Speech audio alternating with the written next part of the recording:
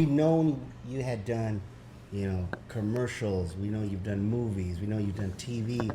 But when you do the research, Yeah. like all the stuff you've been a part of, it's mind-boggling. It is. And I know you're a big Mason fan, big Mason and Ireland fan. So, I mean, a die-hard Mason and Ireland fan. How long you been listening?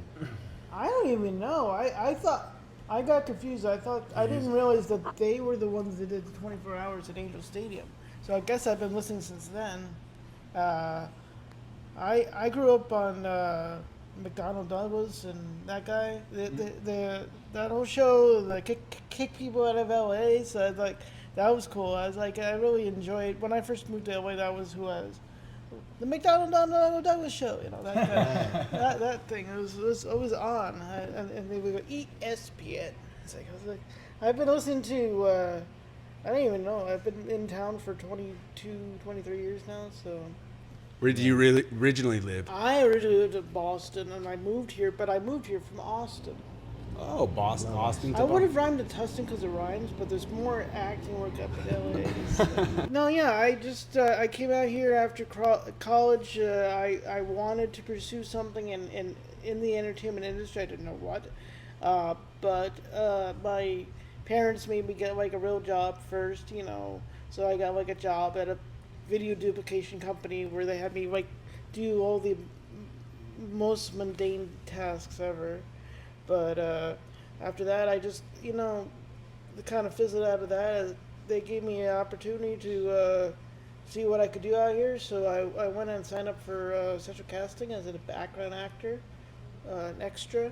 And I had no idea it was going to become it was going to be the launching pad for my career. I didn't realize I was going to become an actor. I thought I was just going to be literally just featured in the background. And I became known as the world's greatest extra. Hey, I wanted to ask you about the Court Jester. Okay. Because I felt that Pauly Shore's depiction of Richard Simmons was just spot on. Yes. I know that you knew he would be wonderful for the role, but were you even surprised about just how uncanny he looked and acted just like him? No, I mean you wouldn't believe it, but he's a method actor. He's like Daniel Day-Lewis, and once you get on set, he is the character. Mm-hmm. He embodies the character fully. Even at lunch, he doesn't want to be bothered because he wants to stay in character. Right. So I mean that's a professional actor. That's a guy who's honing his craft and has been doing this for years and has been waiting for an opportunity like this where I'm not just saying this because I'm in the film. But if the film gets a feature length, he could win an Oscar for this. I really, yeah. When I and heard... that's crazy. People think, not Oscar nomination, Pauly Shore? It's like, why not? we're familiar with your work, and we first heard about this, so we got to check it out. Jesse's in it, He's part of the ESPN family. Let's check Jesse do his little part in this movie. And when we saw you were literally the co-star, and you were like a big scene stealer to me. David's character was amazing, yeah. Right, as David, and you held your own in that whole piece, and it was really good. I stared that donut down and I won. But if anybody hasn't seen it, you should check it out. It's a short film. It's quick. It's a quick one, and it's really good. It's still on YouTube. It's got I don't know how many million views right now, but I'm not allowed because of a reason. I'm not allowed to promote it myself right now. But we you're definitely can do fine that. to go in. You're fine to go watch it, and we'll promote it. Hey, please check out the Court Jester. It is a beautiful short film that just kind of encapsulates the aura of Richard Simmons and just kind of what he stands for, the message. And I wanted to get into something really quick about your character because it was something that was impactful to me because I think we can all relate in some respects to this feeling of trying to fit in but not really knowing where your place is and the insecurities that kind of that are projected outward. And what did you take from the message in terms of just the overall dialogue and just the message that you took from that? got to embrace who you are. You got to just, life is gonna have its ups and downs, and people are gonna talk down to you or talk around you or talk, not in the most endearing ways about you, but you are absolutely capable of winning them over and showing them that you are capable of everything they're saying they're not capable of. It doesn't take anyone else's belief in you to make you who you want to be. You only have to believe in yourself, and hopefully others will see at some point that you are putting in the hard work, you're putting in the effort, you're doing all the little things to make your dreams or your whatever pathway you're trying to get to happen. As Richard he says, you are the effing king. Yes. You are the king of your kingdom. You're the king of your world, and only you can rectify whatever issues you're going through, whatever messes you've made, whatever you've got to clean up your own messes. You gotta work on yourself. As long as you're alive, you're breathing, and you're feeling happy. Maybe you found love, which is awesome. Maybe you have furry babies as your pets or whatever, as your kids. Whatever is going on, there are people around you that love you, and no matter what, you got to find your friends. You got to find the people that really will have your back no matter what, because they are out there, and you just have to believe that whatever it is you're aiming for, you can have it, and that kind of inspiration, we need that now with so much crazy negativity going on in the world. I'm one of those people that, like, literally, if I ran for president, I would run for world peace. That's the only thing. That would be your campaign, Great right? message. Absolutely. Yeah. You know what? Jesse do pretty well running for president. I think Yeah, I you would get do my well. vote. Yeah, Hey. definitely. I think I would do well. First thing I think I would do is legalize weed. Yes. Nationwide and betting, because what harm does it really do? Yeah, maybe just mellow us out a little bit more, yeah, right? yeah.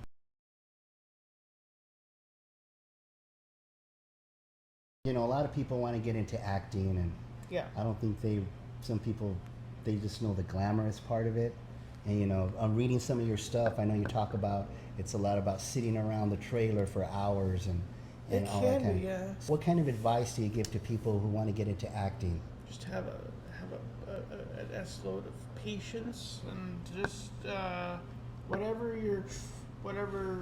genre of acting you want to get into. There's right now is actually the greatest time, I think, to get into acting, because there's so many options of content you can do. YouTube, you could do all these online streaming apps now to get noticed, to get recognized.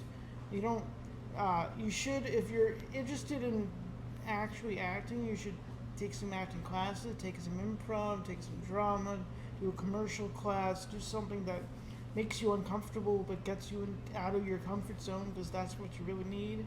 And then find the characters within you and just hone those characters. There are classes that will fine-tune those things. I actually am a face on a book called The 8 Characters Comedy. There's this comic workshop run by a guy named Scott Sedita that I really enjoy his techniques. There are people out there that are willing to help you become a better actor. If you just want to do extra work, you can just sign up.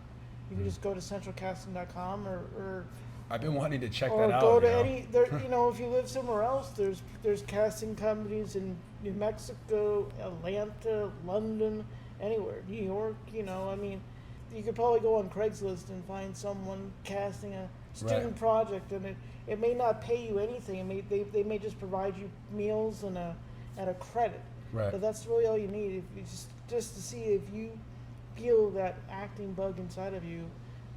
Once you start nurturing that thing, it's going to keep growing, and you're going to find yourself on an amazing adventure, and hopefully we'll cross paths sometime. A lot of times when actors or actresses want to get into it, their immediate sight is like on those big roles, on those big commercials and things of like that, right? Or is kind of where you Of course, everybody grind wants, away? everybody wants the big role, but there's no the size of your role is not as important as your portraying of the role, and you are just as important if you're waiter number 2 or the lead actor in a film. You know, I mean, think about Spaceballs. You ever seen Spaceballs? Of course, yes. One of the most memorable parts of that movie is the last scene at the diner. Right. And all the people, you know, that are shocked when some alien comes out of a dude's stomach and then starts singing the frog song. Like, you know, all the things that go into making that scene come alive is what acting is about. Everyone you know, who knows how many times they had to sit there for hours probably waiting for them to move the little animatronic or CGI. They, you know, back in those days they didn't use CGI. They had actual puppets and little miniatures, and they had to move K-Mation, and they had to like move it one thing in a which and then film it and then do it again. It's like there's just a lot of waiting around, you just gotta have a lot of patience, like I said before, and all those actors, the waitresses and the cooks and the people that are portraying them, you know, they're not getting cast because they're a big name. They're getting cast because they look like a waiter, or they look like a doctor, or you look like a lawyer. Right. I just happen to look like a nerdy guy. You know, it's funny because I get cast a lot to play a nerdy guy who looks like maybe you're still a virgin, you know, or something. Right, But right. you know, I'm not. But I mean, but it's like, you know, it's fine to be Not a portrayed that virgin, way. people. Not a Fine virgin. to be portrayed that way because I look like I'm in my 20s, and so That probably works really well for you. yeah. Again, I'm 45, about to turn 46. So I mean, I'm happy with any role that they want me to play. Still, whatever it is, I would play a villain. Would you play a young Steve Oh, Mason? be a good villain. Steve Mason? Sure. A young Oh. Steve Mason Sure. traveling through his ways in Toledo. The Or, Steve Mason I story. think I'm more John Ireland, but sure. okay. Oh, yeah. John Ireland. Yeah. Oh, Yeah. okay. Could maybe do Why not? a biopic with Jesse starring as John Ireland. Or maybe Trudell. I don't know, but you know, yeah, something like one of those guys. So, do you say yes to every role? Are there any roles you turn down? I've turned down a couple of roles, but I mean, only if it portrays me in a bad light or puts my like. I you know, I won't play there's some roles that I wouldn't do like a horror film where they just want to slash me up. You know, I'd rather be the guy that survives till the end at least. Or What about you the know, guy who slashes? I'd be fine with me. Okay. I don't know. I could be the new Jason. Yeah. You know, I could be a secret agent. Yeah. What's could the be best location you've ever had to film at? Like, you ever had to film in an exotic location anywhere? They flew me all the way to Germany to be on a game show, but that was just on a stage. Did another commercial in Dublin where they had me just walking around the streets of Dublin and talking to people, but you know, nothing that crazy. For James Franco, I went down to Jackson, Mississippi, to do work on a movie called As I Lay Dying, and I got to play like a guy who's like a soda jerk, which is like what. It's like a bar, but they would have bars inside of like a drugstores, and they come in and like get treatment and get a drink, you know. Okay. Like within the same year, I went to Germany and Jackson, Mississippi. Jackson, Mississippi feels like a foreign country compared to here, you know. I bet.